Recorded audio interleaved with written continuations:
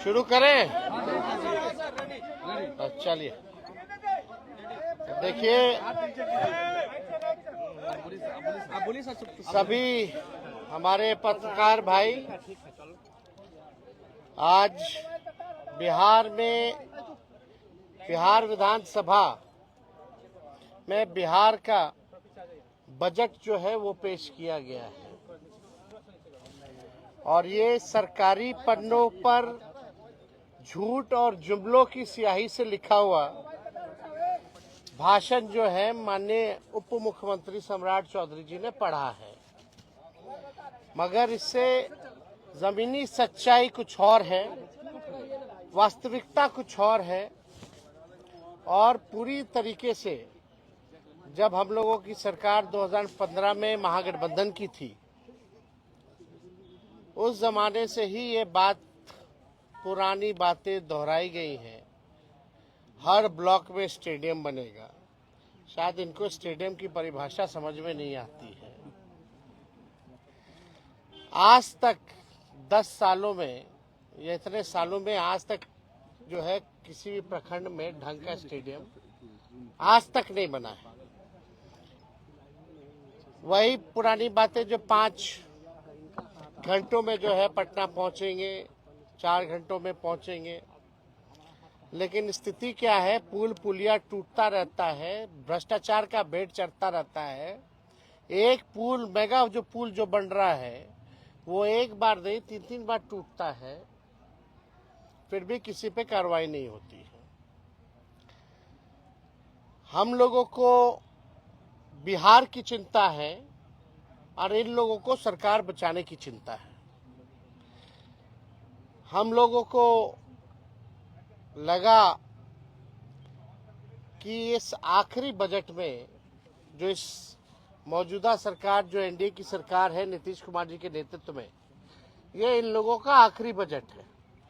अब ये लोग दोबारा सत्ता में आने वाले लोग नहीं हैं। आखिरी बजट में हम लोगों ने कल मांग भी की थी कि 200 यूनिट फ्री में बिजली किया जाए, किसानों का जो ऋण है वो माफ किया जाए, उनको फ्री में बिजली उपलब्ध कराया जाए।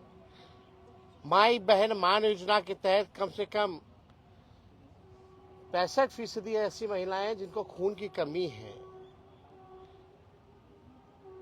बिहार प्रदेश में सबसे ज्यादा बौनेपन के शिकार जो होते हैं बच्चे हो रहे हैं पूरे देश में।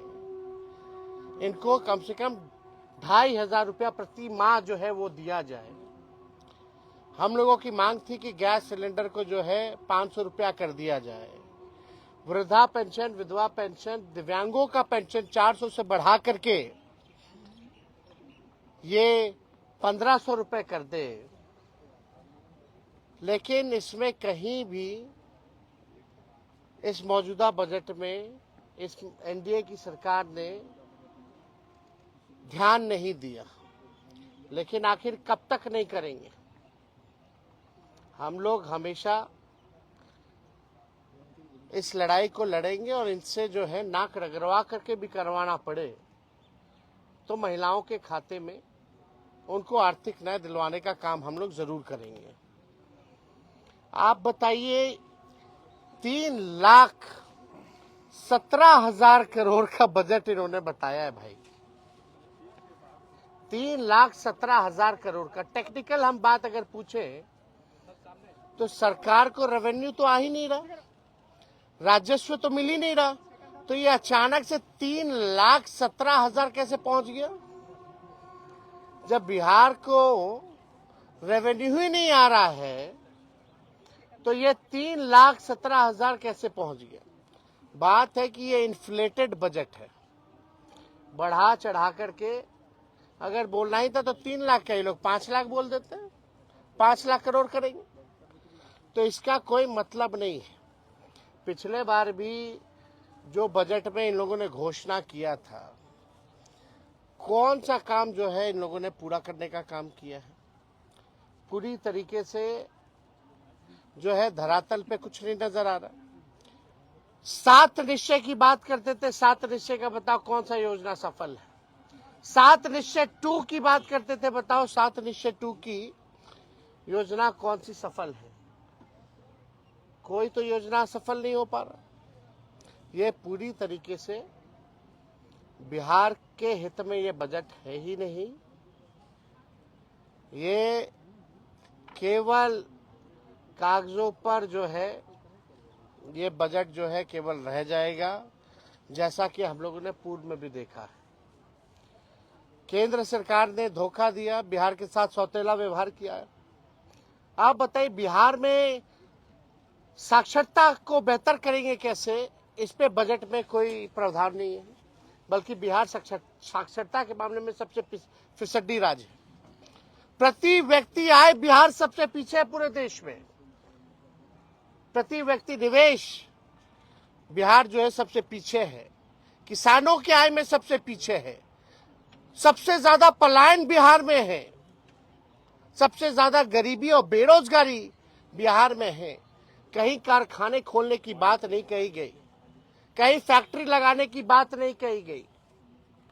कहीं भी आप देखिएगा नौकरी, रोजगार कैसे नौजवानों को उपलब्ध कराएंगे, इसकी बात नहीं की गई। कैसे पेपर लीक रोकेंगे, इसकी बात कहीं नहीं कही गई।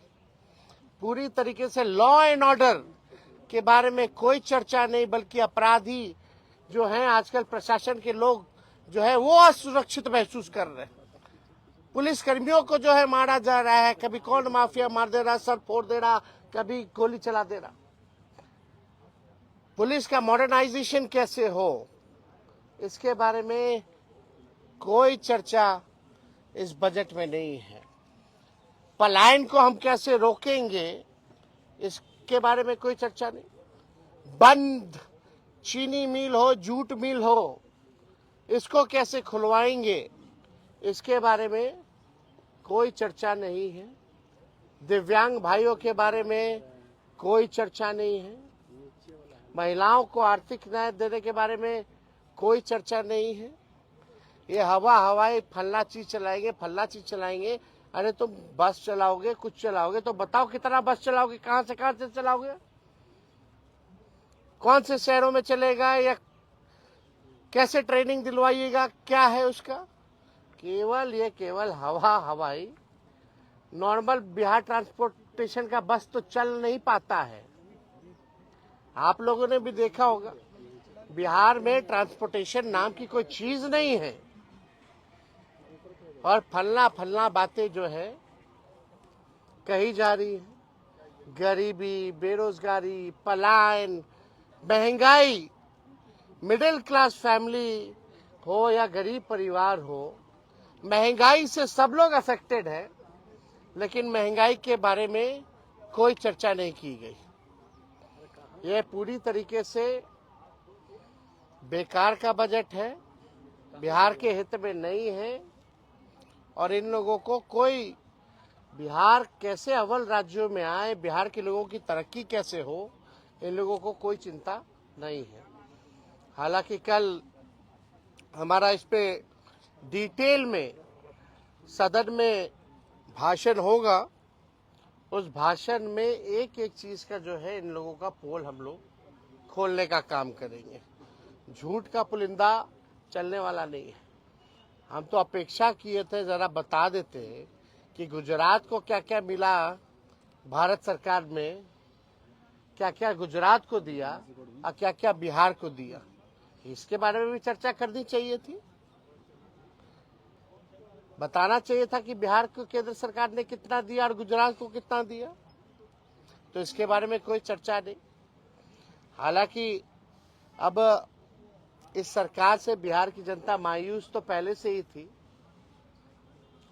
और इस बजट के बाद ना उम्मीद और इस सरकार से विश्वास जो है लोगों का उठ चुका है।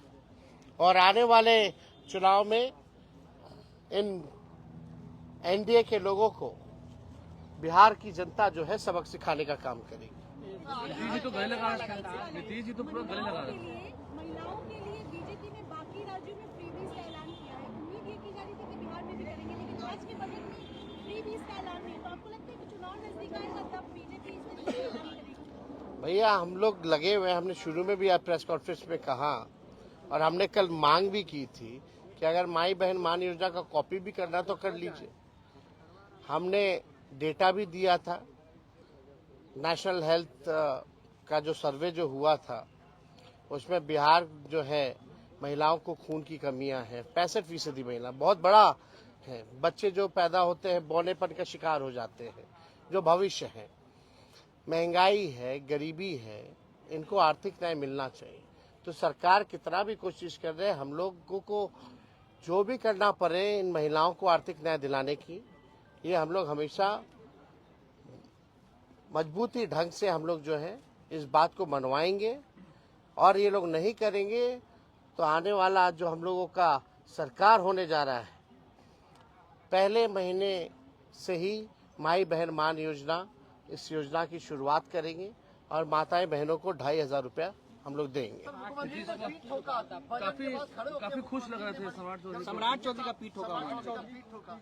भाषण खोखला था तो पीठ ठोक करके नजर उधर करना था। आपसे भी बातचीत नीतीश कुमार के इशारों में हो रही थी। अब कभी आपका इशारों भी पीठ में ठोकते थे वो? तो सबका जो जाता है उसी को बोलते हैं कि आप ही लोग है अब भविष्य। आपसे भी तो जो नया लोग मिलता है, नीतीश कुमार जी की आदत है, अब तो आप ही को संभालना है, अब तो आप ही को देखना है। ये भी संभव तो ये तो आदत है। अरे पीठ ठोके ना ठोके, इससे क्या फर्क पड़ने वाला है? आपको भूले नहीं है, आपसे भी इशारों में बातचीत हुई है। क्या वो तो हर किसी को इशारा करते रहते हैं। कभी मुंह चबा चबा करके कह रहे थे, हम बोले हम पल्स खा रहे दिखा रहे थे, हमको इशारा कर रहे थे काय मुंह चबा रहे हो, बड़ा नोटिस कर रहे थे हम पे। फिर हमने देखा है भाई पल्स, खाना खा के आए थे तो लंच करके आए थे तो हम पल्स लिए हुए थे, पल्स खा रहे थे। कोई बगल के एक मंत्री जो है नाक खोद रहे थे तो उनको भी नाक खोद करके दिखा रहे थे कायला खोद रहे। तो ये तो मुख्यमंत्री जी की आदत है। अब इसमें नहीं, हम कहाँ कौन होते हैं भाई, हमारी हैसियत है। और ऐसा नीतीश जी जैसा कोई मिमिक्री कर सकता है क्या? कोई नहीं कर सकता। अच्छा, ये संभव आपको लगता है कि चुनाव के कुछ महीने पहले फ्री बीज की कुछ घोषणा हो जाए जो आज नहीं हुई है? अब भैया आप उन लोगों से पूछिए, हम लोग तो चाहते थे यही सरकार कर दे, नहीं करेगी तो हम लोग करेंगे। सुनील सिंह मामले में सुप्रीम कोर्ट का फैसला आया, उसके बाद भी जो है सदन में प्रवेश नहीं किया जा रहा है। ये तो तानाशाही है ना भाई। अब नियम कायदा, नियमावली, संविधान, ये एनडीए के लोगों को कोई मतलब है इससे? सुप्रीम कोर्ट का ऑर्डर कोई मतलब थोड़ी रहेगी।